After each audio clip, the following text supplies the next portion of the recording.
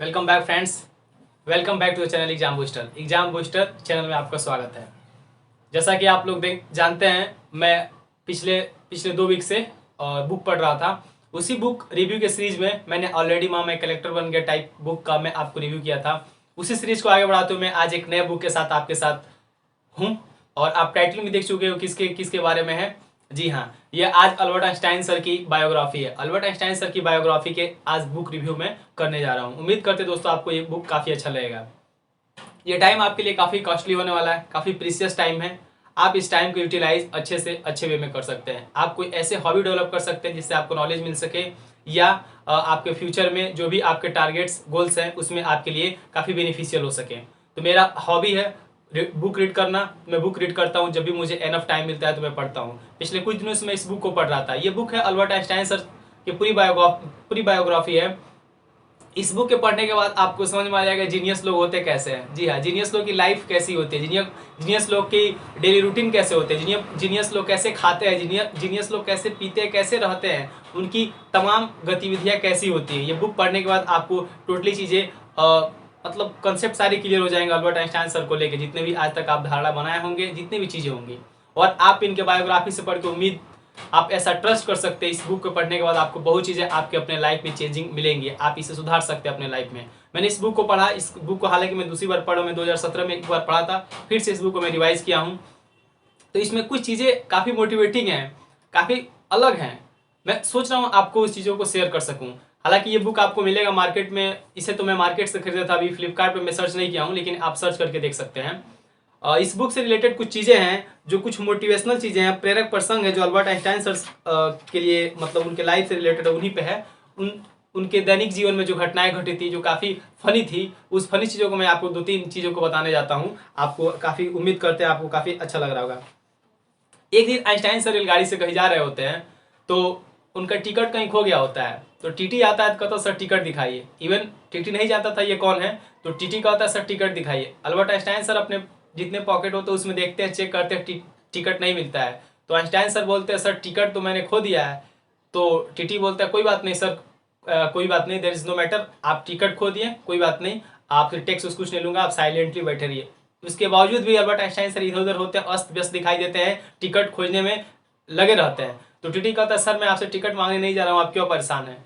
तो Albert Einstein sir बोलते हैं कि सर मेरा टिकट मिलेगा नहीं तो मुझे कैसे मालूम चलेगा मुझे किस स्टेशन पे उतरना है। जी हाँ, ये जीनियस जो है अल्बर्ट आइंस्टाइन सर, जीनियस उनके लाइफ से रिलेटेड कुछ चीज़ें ये जो काफ़ी फनी चीज़ें हैं वो उनसे नेक्स्ट है। एक दिन आइंस्टाइन सर एक किराए की टैक्सी से घर जा रहे थे। तो घर जाने से पहले एक यूनिवर्सिटी से लेक्चर देके घर जा रहे होते हैं। उनका घर जर्मनी के प्रिंसटन में जर्मनी के प्रिंसटन में उनका घर होता है। अब वहाँ पूरे जर्मनी के पूरे लोग इनको जानते हैं। तो विश्वविद्यालय से घर जाने के दौरान उन्होंने अपने घर का पता भूल जाते हैं। जी हाँ, आइंस्टाइन सर घर का पता भूल जाते हैं। तो ड्राइवर से कहते हैं ड्राइवर मुझे अपने घर का पता मतलब भूल गया हूँ, मुझे क्या तुम अल्बर्ट आइंस्टाइन को जानते हो। तो ड्राइवर कहता है जी सर उनको कौन नहीं जानता है, पूरे जर्मनी में उनको कौन नहीं जानता, मैं उनका घर देखा हूँ, मैं उनको जानता हूँ। तो कहते हैं कि तू मुझे आइंस्टाइन के घर छोड़ दो, मैं वहाँ पे जाना चाहता हूँ। और जैसे आइंस्टाइन के घर जाते हैं तो अल्बर्ट आइंस्टाइन सर उसको किराया निकाल के देते हैं, फेयर देते हैं। वो इवन लेता नहीं है, कहता नहीं सर हमें मालूम ही नहीं था आप मतलब मेरे गाड़ी में बैठे, मेरे टैक्सी में बैठे हैं। तो ये कुछ चीज़ें थी। एक और बात है आगे नेक्स्ट, आइंस्टाइन सर पैरों में मोजे नहीं पहनते थे। एक सर ने पूछ दिया सर आप पैरों में मोजे क्यों नहीं पहनते। तो उन्होंने कहा मैं जब बचपन में था, जब मोजे पहनता था तो मेरी उंगलियां मोजे को छेद करके निकल जाती थी, तब से मैं डर गया, तब से मोजे इसलिए नहीं पहनता हूँ ताकि मेरी मोजे फट न जाए। ठीक है, नेक्स्ट है, जब लोग अल्बर्ट आइंस्टाइन सर से उनकी प्रयोगशाला के बारे में, उनकी लेबोरेटरी के बारे में पूछते थे तो अपना सिर दिखाते थे और अपना पेन दिखाते थे। लोग पूछते थे इसका क्या मतलब है, तो बोलते थे मेरा दिमाग ही मेरी प्रयोगशाला है और मेरा पेन ही मेरा उपकरण है, इसी से मैं पूरे प्रयोग करता हूँ। मैं अपने लाइफ में अब तक जितना किया हूँ या आगे करने वाले यही 2 चीज़ें हैं जिससे मैं एक्सपेरिमेंट करता हूँ। नेक्स्ट,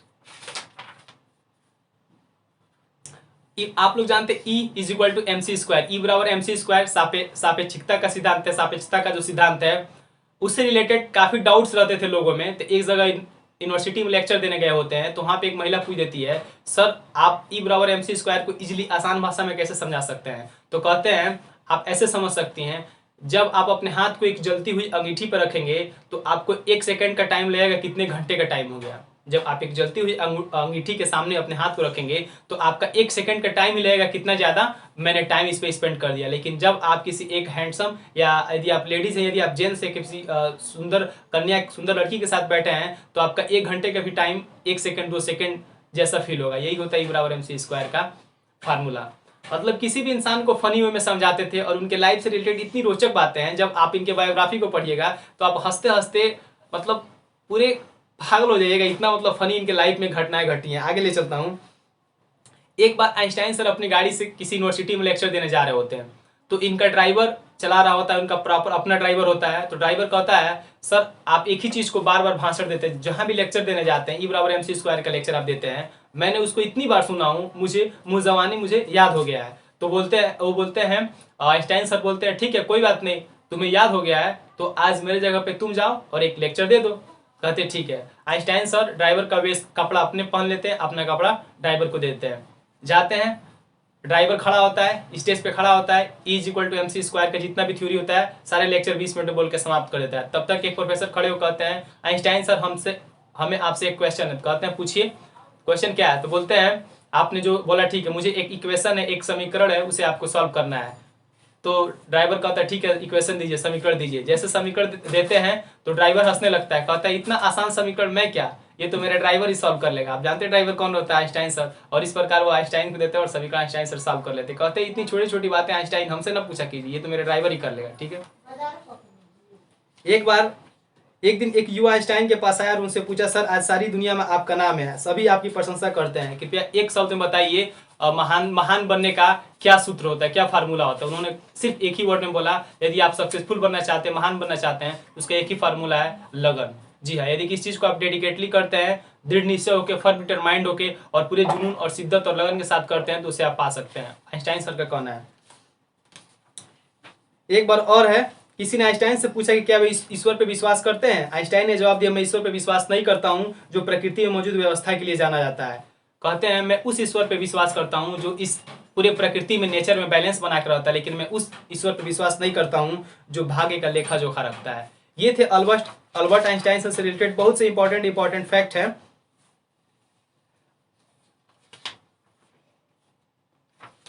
एक बार आइंस्टाइन सर अपने प्रयोगशाला में काम में इतने लीन थे, उनकी वाइफ आती है, खाना रख के चली जाती हैं और बोल देती है, आइंस्टाइन जब आपको टाइम मिले तो आप खाना खा लीजिएगा, लंच कर लीजिएगा। आइंस्टाइन सर जैसे अपने काम से फ्री होते हैं, जब खाना खाने जाते हैं तो देखते हैं खाना समाप्त हो गया होता है, तो उनको ऐसा लगता है खाना मैंने खा लिया। उनसे पहले उनका जो मित्र होता है, जो फ्रेंड होता है लेबोरेटरी में, उनको भूख लगा होता है, आइंस्टाइन सर का वो भी खाना खा लिया होता है। तो इसे आइंस्टाइन सर जानते नहीं, लग रहा मैंने भी खाना खा लिया, लेकिन मैं इतना लीन हो गया था, मुझे याद ही नहीं है मैंने खाना खा लिया। और उसके बाद से और टिफिन को वैसे बंद करके वापस घर भेज देते हैं।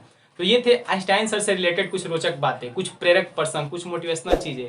आप मतलब कल्पना कर सकते हैं, एक जीनियस इंसान अल्बर्ट आइंस्टाइन दुनिया के टॉप 5 या कह सकते हैं जितने भी जीनियस हो उनमें सबसे फर्स्ट नंबर का इन्हीं का नाम आता है। एक जीनियस की लाइफ स्टाइल कैसी है, आप इस बुक को जब पढ़ेंगे तो आपको टोटली चीजें समझ में आएंगी और आप इनके लाइफ से कुछ चीजें अपने लाइफ में इंस्टॉल कर सकते हैं, अपने लाइफ में आप इसे लागू कर सकते हैं। काफी अच्छी चीजें इनके लाइफ में, बहुत से अच्छी चीजें हुई हैं, बहुत सी बुरी चीजें हुई, कैसे कैसे डिफिकल्टी से ये फेस किए हैं। इनकी वाइफ का डेथ होता है, फिर सेकेंडरी मैरिज करते हैं, मतलब तमाम कठिनाइयों और उसके बाद सेकंड वर्ल्ड वॉर को कैसे जूझते हुए एक इंसान E=MC², फिर न्यूक्लियर बम जैसे थ्योरी कैसे दे देता है, ये सारी चीजें आपको इस बुक में क्लियर हो जाएंगी। आप फ्लिपकार्ट पे जाके ऐसे सर्च कर सकते हैं बायोग्राफी ऑफ अल्बर्ट आइंस्टाइन, आप उनसे रिलेटेड जन्म, बचपन, पढ़ाई लिखाई और उनके वैज्ञानिक बनने का सफर, जितनी भी चीजें हैं आपको बुक में इजिली मिल जाएंगी। उम्मीद करते हैं दोस्तों आपको ये सीरीज काफी अच्छा लगा होगा। अच्छा लगा तो चैनल को शेयर करें, लाइक करें, सब्सक्राइब करें।